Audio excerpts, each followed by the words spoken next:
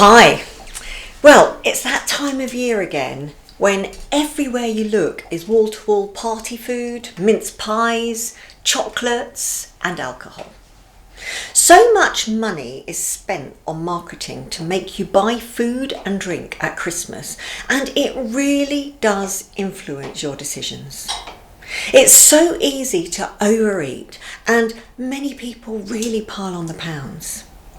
Did you know that a large portion of people's yearly weight gain is caused by overeating and decreasing their activity levels in 1 week at Christmas? And because there's far more pleasure to be had in consuming the seasonal goodies than there is in the effort of losing them later, the few pounds gained are often not lost at all after the holiday period. So each year, many people put on about £3 to £6, and then after Christmas is over, they typically only lose half or 2/3 of that fat. Now, if you have a Slimpod program, you'll obviously be far more in control of food and drink than you would ordinarily be. But it's so easy to get drawn in and not be conscious of what's being consumed at all. So I thought I'd give you a few tips to help you keep on top of things. You can obviously still have lots of fun. That's the Slimpod way. But you'll be doing it without the guilt. And the bonus will be that you can still get into your usual clothes in January, which of course will be a great result. Now, tip number 1, be very aware of diet head creeping in. And what do I mean by this? Well, when you have a history of yo-yo dieting, which a lot of people have, you might find an all or nothing behaviour creeps in. It's actually called what the hell behaviour. Yes, it's so common it actually has a name. But stop that in its tracks. There's no place for it in your life because it does so much damage and it causes so much guilt. Tip number 2, be aware of what the marketeers are doing. They're hypnotising you to eat more. By elevating the importance of food at Christmas, they make you focus on it. So the trick is to avoid thinking of Christmas as special or important where food is concerned. It really doesn't need to be an excuse to eat all the mince pies and chocolates you can stuff down. It really doesn't.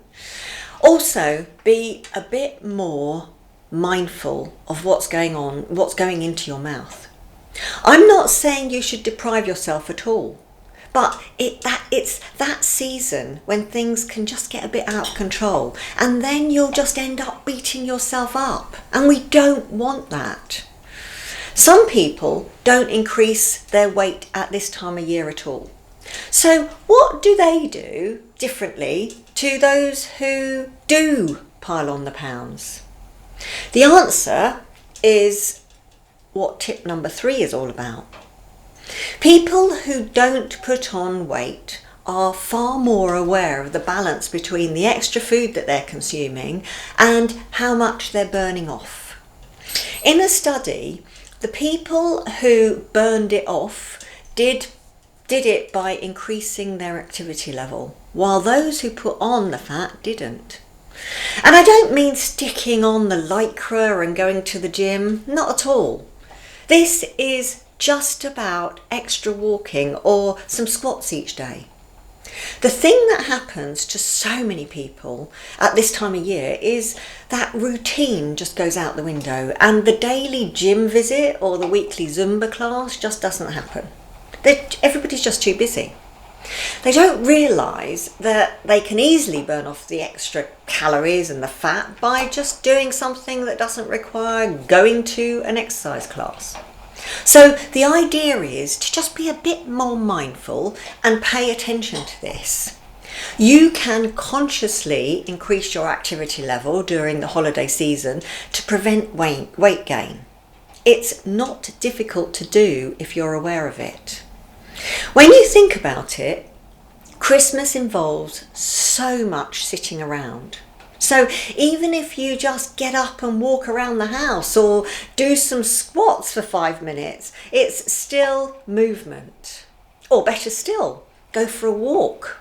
Go up and down stairs rather than taking a lift if you're still working in the Christmas season.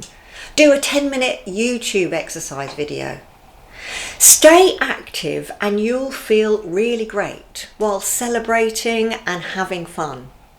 So all that's left for me to say is to have a fabulous festive season and a wonderfully peaceful and healthy 2022.